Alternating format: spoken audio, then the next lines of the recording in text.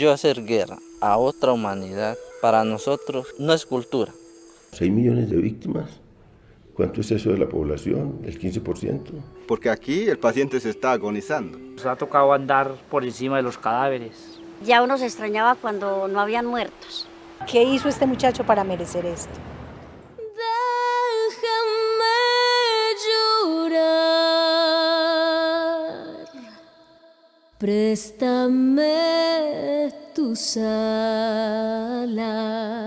escucha mi dolor, riega mi jardín, regálame unas horas, acompáñame a soñar que cuidamos rosas del mismo jardín. Hay muchos grupos que viven nada más el gatillo. El poder en mi país lo maneja la gente que tiene plata. ¿Cuánto invierten para matarse y matarnos? Como mucho ocurrió en la clandestinidad, no creíamos y muchos colombianos no creen. Había un marco normativo que casi impedía nombrar a las cosas por su nombre. Conflicto armado interno. La característica de esta guerra que es una carnicería contra la población civil. Y lo tendieron en el piso de la pieza donde dormíamos. Y le agachan la cabeza a mi mamá y le pegan el disparo. Ya haría, mejor dicho, nos habían pasado a la historia. Si tú no estás asido a la fe, te descompone.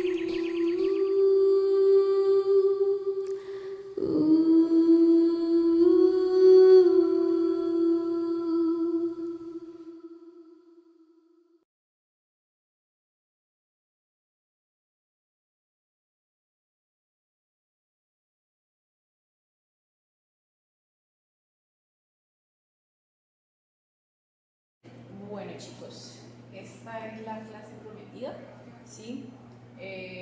Igual ya le tomé foto a esto que está aquí, pero quiero hacerles unas precisiones.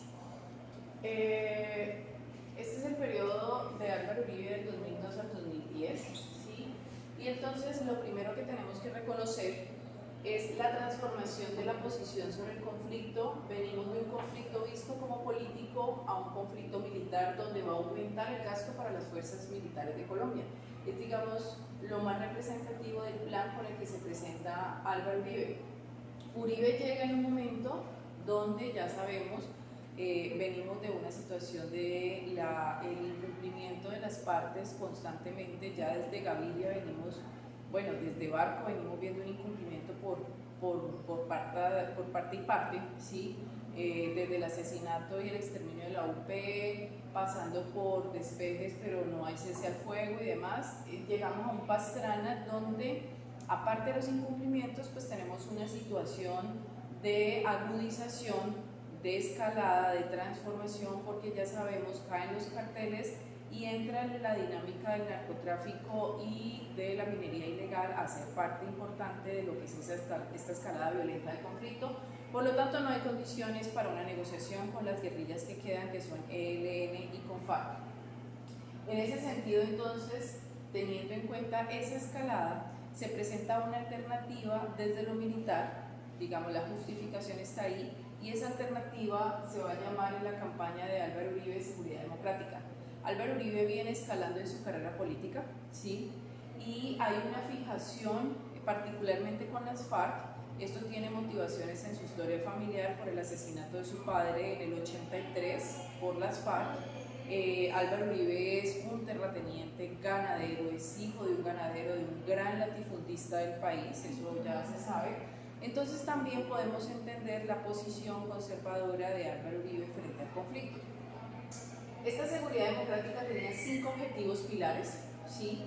Luego vamos a ver cuál es el saldo rojo que ha salido recientemente como informe de esos 8 años de gobierno. Lo primero es el control estatal del territorio. Recuerden que el territorio es fundamental en esto que estamos viendo, ¿sí? Si el territorio se lo están disputando los grupos al margen de la ley y el Estado no hace presencia y no ha podido estar en ese territorio, pues entonces ahora es el Estado el que quiere tener el control y el que debería tener el control del territorio. Entonces, por eso hablamos del gasto en fuerza pública. Protección de la población era un objetivo, ¿sí? Lamentablemente los más de 4 millones de desplazados, los falsos positivos, las masacres y demás, pues no dan cuenta de esa protección. De hecho, la Corte Penal Internacional, la ONU y demás organizaciones defensoras de derechos humanos pues ya declararon digamos, el incumplimiento de protección efectiva a la población en este gobierno.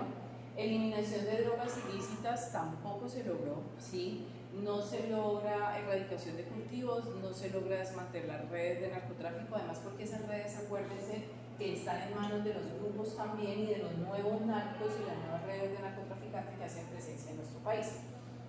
Por otro lado, tenemos la capacidad y eficiencia del Estado. Mostrar eficiencia en contrarrestar a los grupos era importante y de ahí sale precisamente los más de 6.000 jóvenes asesinados como falsos positivos, que eran mostrados, muchos jóvenes, según el informe último que salió, eran asesinados y vestidos como guerrilleros para mostrar resultados.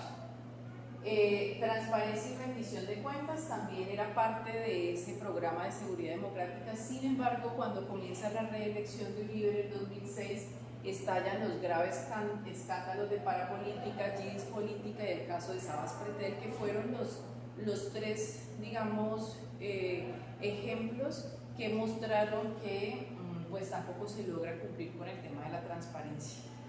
Entonces arranca el gobierno con esa seguridad democrática, ¿sí? Y entonces lo primero que vamos a encontrar es que hay un acercamiento de este gobierno con los paramilitares, con las AUC, las Autodefensas Unidas de Colombia, y entonces en el 2003, un año después de su elección, se firma, después de conversaciones en Santa Fe de Ralito, el acuerdo que se llamó la Ley de Justicia y Paz con las AUC a cambio de confesiones, que se les iba a dar como beneficio entre 5 y 8 años de condena. Sin embargo, la Corte Penal Internacional condenó este acuerdo porque al tener crímenes de lesa humanidad de 5 a 8 años de condena era muy poco para las principales cabecillas de esta organización. De los 10.000 desmovilizados en este proceso, solo 4.000 entregaron armas. Eso explica la reinvención de las AUC hacia lo que luego se va a llamar las bandas criminales o las BACRIM, que de todas maneras van a seguir operando en ese territorio, van a seguir disputándose el territorio. Son organizaciones que siguen, digamos, enmarcados en la ideología de ultraderecha con el asocio de actividades de narcotráfico y de minería ilegal, ¿sí? Recuerden que el territorio sigue siendo un eje articulador de todo lo que es este conflicto que venimos conociendo hasta ahora. Entonces, este acuerdo de Santa Fe de Ralito de Justicia y Paz apenas hace poco viene a suceder, que ya han salido públicamente los testimonios y las declaraciones de las principales cabecillas de las AUC, dando cuenta, digamos, de todas las masacres y los homicidios ocurridos durante este periodo de tiempo. Recuerden que justicia y paz implica la verdad como parte del proceso de reparación a las víctimas. Hablamos de víctimas desde Samper y bueno, pues en este caso las víctimas esperan escuchar esto. De hecho se hicieron cuando empieza el gobierno de Santos, se hicieron varias reuniones con diferentes líderes de esta organización para que le rindieran cuentas a la población sobre las masacres que se habían cometido y sobre los asesinatos, las fosas comunes y poder dar cuenta dónde están. Ustedes fueron el año pasado a la exposición en la tertulia, donde pudieron ver un poco de esto con imágenes y con cifras que se presentaban allí. Bueno, bien, entonces tenemos este acuerdo. Hay un episodio nefasto de esta historia que fue la Operación Orión en Medellín. La Operación Orión quería acabar con las milicias urbanas de las FARC, ¿sí? Y del ELN, que se alojaban en la comuna 13, Comunas Oriental de Medellín. Esta Operación Orión fue, digamos, un episodio bastante crítico crítico de la violencia en Medellín porque se hizo en asocio con el bloque Cacique Nutibara de la SAUC que todavía operaba. Y el asesinato de jóvenes fue bastante alarmante, las cifras las pueden buscar sobre esta operación Orión en Medellín y bueno, fue bastante complejo, apenas digamos años después es que esta comuna pudo volverse a reformar, pero la sociedad civil quedó atrapada en un conflicto donde, así como vemos en la periferia la disputa por tierras entre los grupos, allá en estas comunas, ¿sí?, también se disputan estos territorios diferentes bandas. Entonces, entre las copas de las colinas y montañas del barrio quedaban atrapados de un lado disparando FARC, de otro lado milicias urbanas del ELN, paramilitares, más el Estado, el helicóptero de las fuerzas militares, es decir, fueron unos momentos bastante críticos en violencia acá. Entonces, con este inicio de esta campaña, de este plan, de seguridad democrática, comienza también paralelo ese éxodo campesino que durante este mandato contabilizó más de 4 millones de campesinos desplazados, muy similar en la historia marina que vimos en la película, y de esos 4 millones de desplazados, las cifras contabilizadas iniciando el gobierno de Santos ya rodeaban los 6 millones de desplazados. Para el 2012 ya se habían contado los 6 millones, lo vimos también en la película. La Agencia para Refugiados lo contabilizó y son más de 6 millones de desplazados. Hablar de estas cifras no son solamente cifras, es poder demostrar la magnitud de esto que se está dando en este contexto urbano, pero también de esa periferia que ya sabemos que ha quedado en el ojo del huracán. En el 2005 se presenta la propuesta de una reelección, para lo cual hay que modificar la Constitución, y el Congreso y la Corte Constitucional le dicen sí a ese proyecto de reforma para permitir la reelección de Álvaro Uribe. Para este momento es importante resaltar que tanto el Congreso como la Corte tiene gran representación de esa derecha que ha apoyado, y de esos partidos tradicionales y conservadores que apoyaron a Uribe, ¿sí? Entonces, tener esa representación ahí implicaba que todas estas reformas se pudieran dar, como el plano económico y social, la reforma de la ley 100 de seguridad social, las nuevas normas pues, de contratación y demás, que flexibilizaron para los empresarios las condiciones. Pues todas estas aprobaciones se dan gracias a lo que les digo, la representación en el Congreso principalmente es del lado conservador. Entonces así llegamos al 2006 y con el primer periodo presidencial de Álvaro Uribe, con los principales elementos con respecto a lo que tiene que ver con paz en el país.